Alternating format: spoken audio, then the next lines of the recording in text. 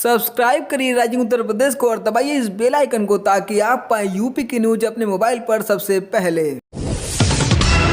प्रदेश में कोरोना संक्रमण के आंकड़ों में लगातार गिरावट दर्ज की जा रही है। हालांकि मृत्यु दर अभी भी चिंता का विषय बनी हुई है। पिछले 24 घंटे में देखा जाए तो 20,463 नए संक्रमित मामले सामने आए। वहीं इसी दौरान 306 लोगों ने इस महामारी के आगे दम तोड़ दिया। अब सक्रिय मामलों की संख्या 2,16,057 हो गई है। एक दिन में करीब 29,358 लोग अस्पतालों से डिस्चार्ज हो गए।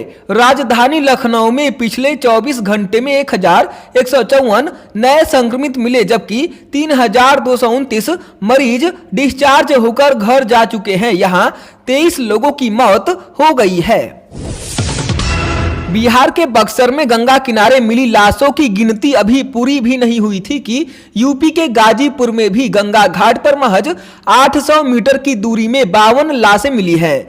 खबर के मुताबिक 2 दिन के अंदर करीब 110 लाशें बरामद हो चुकी हैं। उधर बलिया में भी गंगा किनारे 12 लाशें बरामद की जा चुकी हैं।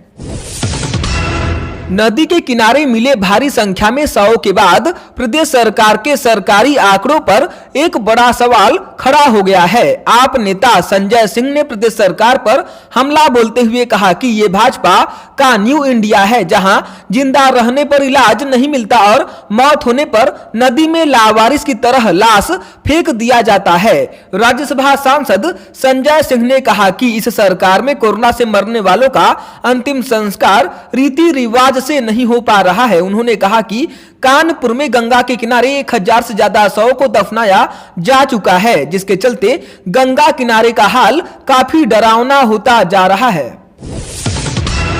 गोरखपुर में कोरोना संक्रमितों के लिए बेहतर स्वास्थ्य सुविधाएं होने का दावा तो किया जा रहा है, लेकिन हकीकत वैसी नहीं है। ऐसी ही एक तस्वीर गोरखपुर बीआरडी मेडिकल कॉलेज से सामने आई है। यहां जिस वक्त सीएम योगी बीआरडी मेडिकल कॉलेज में स्वास्थ्य सेवाओं का व्यवस्थाओं का जायजा ले रहे थे, ठीक उसी वक्त यहां एक मरीज स्वास्थ्य कर्मियों की असंवेदनशीलता के चलते दम तोड़ दिया। स्ट्रेचर नहीं मिला तो छोटे भाई ने कंधे पर लाद कर बड़े भाई को अस्पताल के रिसेप्शन तक पहुंचाया। वहां भी उखड़ रही सांसों को ऑक्सीजन का सहारा नहीं मिला। आखिरकार मरीज ने वहीं दम तोड़ दिया। उस समय मुख्यमंत्री योगी आदित्यनाथ वही मेडिकल कॉलेज में अधिकारियों के साथ समीक्षा बैठक कर रहे थे। अब जाकर यह वीडियो वायरल हुआ है। प्रदेश की बांदा जेल में बंद बाहुबली विधायक मुख्तार अंसारी की तबीयत बिगड़ गई है। उसका ब्लड प्रेशर और शुगर बढ़ गया है। इसके अलावा भी उसे कई बीमारियां हैं। मऊ से बीएसपी विधायक मुख्तार अंसारी को अप्रैल में पंजाब की रोपड़ जेल से बांदा शिफ्ट किया गया था।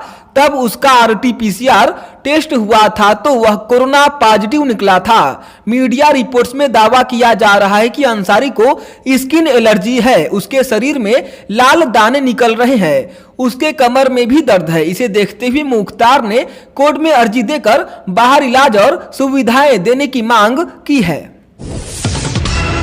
योगी सरकार ने प्रदेश में शराब की दुकानों को खोलने को लेकर फैसला डीएम पर छोड़ दिया है। हालांकि जानकारी के मुताबिक जिलाधिकारी जिले की परिस्थिति के अनुसार आबकारी विभाग को शराब की दुकानों को खोलने के लिए अनुमति दे सकते हैं। यूपी के कई जिलों के जिलाधिकारियों के पास शराब की दुकानें खोलने के लिए आबकारी विभाग की पत्रावली पहुंच गई है। यही कारण है कि आबकारी विभाग शराब की दुकानों को खोलने के लिए अनुमति दे सकते हैं। हालांकि चर्चा यह भी है कि शराब की दुकानों को बंद रखने का कोई औपचारिक आदेश जारी नहीं हुआ था।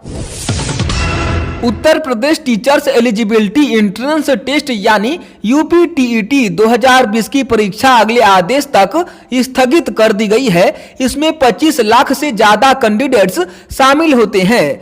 मंगलवार को ही इसका विज्ञापन जारी होना था। राज्य सरकार ने कोरोना के बढ़ते मामलों को देखते हुए फिलहाल इसे नहीं कराने का फैसला लिया है। परीक्षा नियंत्रक प्राधिकारी ने टीईटी 2020 टालने को लेकर आदेश भी जारी कर दिया है। आईपीएस के अधिकारी रहे अमिताभ ठाकुर ने अपने जबरिया रिटायरमेंट के आदेश को सेंट्रल एडमिनिस्ट्रेशन ट्रिब्यूनल यानी सीएटी लखनऊ बेंच में चुनौती दी है। उन्होंने याचिका में गृह मंत्रालय के आदेश को खारिज करते हुए सेवा में वापस लिए जाने और इस अवधि के समस्त सेवा लाभ दिए जाने की मांग की है। अमिताभ ठाकुर को 23 मार्च को लोकहित में सेवा में उपयुक्त न पाए जाने पर जबरन रिटायर किया गया था। अभी अमिताभ ठाकुर की नौकरी में 7.5 साल बाकी थे। कोरोना संक्रमण के खतरनाक पलटवार से सतर्क यूपी की योगी सरकार अब कतई ढिलाई के मूड में नहीं है। विशेषज्ञों के आकलन को गंभीरता से लेते हुए बच्चों के स्वास्थ्य की सुरक्षा को लेकर चिंतन और प्रबंधन शुरू हो चुका है। मुख्यमंत्री योगी आदित्यनाथ ने सभी मंडल मुख्यालयों में 100 बेड का पीडियाट्रिक आईसीयू तैयार करने का निर्देश अधिकारियों को दिया है। उन्होंने कहा कि विशेषज्ञों के आकलन को देखते हुए सभी जिलों में बच्चों के स्वास्थ्य सुरक्षा के विशेष इंतजाम करने की आवश्यकता है। सभी जिला अस्पतालों में कम से कम 10 से 15 बेड और मेडिकल कॉलेज में 25 से 30 बेड की क्षमता वाले पीडियाट्रिक आईसीयू तैयार किए जाएं। वहीं मंडल मुख्यालय पर न्यूनतम 100 बेड का पीडियाट्रिक आईसीयू होना चाहिए। कोरोना वायरस से संक्रमित समाजवादी पार्टी के वरिष्ठ नेता व रामपुर के सांसद आजम खां की लखनऊ मेदांता अस्पताल में हालत नाजुक बनी हुई है। अस्पताल प्रशासन ने मेडिकल बुलेटिन जारी कर बताया कि हाई ऑक्सीजन सपोर्ट की जरूरत को देखते हुए उन्हें कोविड आईसीयू में रखा गया है। इस बीच आजम खां के निधन की अफवाह भी तेजी से फैली। इस खबर को खारिज करते हुए मेदांता अस्पताल ने कहा कि उन्हें अभी आईसीयू में रखा गया है और क्रिटिकल केयर टीम की निगरानी में उनका इलाज चल रहा है। प्रशासन के लाख दाव के बावजूद प्रदेश में जहरीली शराब का धंधा थम नहीं रहा है। त्रिस्तरीय पंचायत चुनाव के दौरान कई जिलों में ऐसी घटनाएं सामने आने के बावजूद सतर्कता नहीं बरती गई। इसी निष्क्रियता के चलते अंबेडकर नगर और आजमगढ़ में कोहराम मचा हुआ है। अंबेडकर नगर में जहां 16 लोगों की मौत हो गई, वहीं आजमगढ़ में 6 लोगों की जान चली गई।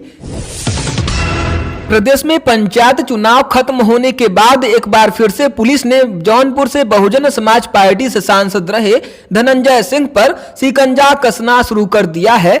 बाहुबली धनंजय सिंह अब फिर से जौनपुर से राजनीति में खासी रुचि ले रहा है। जौनपुर के मलहनी से निर्दलीय प्रत्याशी के रूप में विधानसभा का उपचुनाव हारने के बाद धनंजय सिंह ने जौनपुर से अपनी पत्नी को जिला पंचायत सदस्य का चुनाव लड़वाया और अब पत्नी श्री कला धनंजय सिंह को जिला पंचायत अध्यक्ष बनवाने की जुगत में भी है। योगी सरकार की ओर से कोरोना के तेजी से बढ़ते प्रकोप को रोकने के लिए यूपी के सभी ग्रामीण क्षेत्रों में 5 दिवसीय रैपिड कोरोना टेस्ट अभियान चलाया गया था। योगी सरकार की ओर से चलाए गए इस अभियान को विश्व स्वास्थ्य संगठन यानी WHO ने भी सराहा है।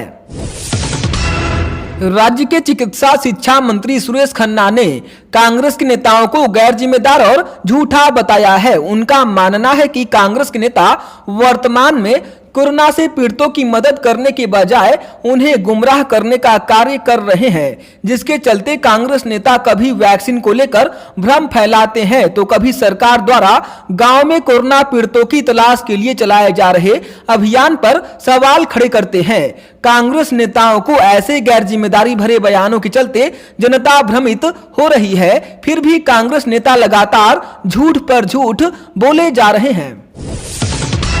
एडीजी कानून व्यवस्था प्रशांत कुमार ने बताया कि यूपी पुलिस के 15,409 पुलिसकर्मी कोरोना संक्रमण को मात देकर घर आ चुके हैं। पुलिस ने अपने संसाधनों से 2,365 बेड का इंतजाम पुलिस लाइन में किया था, जिसमें 260 बेड ऑक्सीजन युक्त हैं। अभी इनमें 1,891 संक्रमित पुलिस कर्मियों का इलाज चल रहा है और 854 डिस्चार्ज हो चुके हैं। भर्ती पुलिसकर्मी में 15 ऐसे रहे हैं जिनकी बीमारी गंभीर होने पर बड़े अस्पतालों में भेजा गया है। जीआरपी के एक कोविड केयर सेंटर में भर्ती पुलिसकर्मी की मौत भी हुई है। प्रदेश के 4,256 पुलिसकर्मी कोरोना पॉजिटिव हैं। प्रदेश में 2,365 बेड युक्त कोविड केयर सेंटर पुलिस इकाइयों में उपलब्ध है।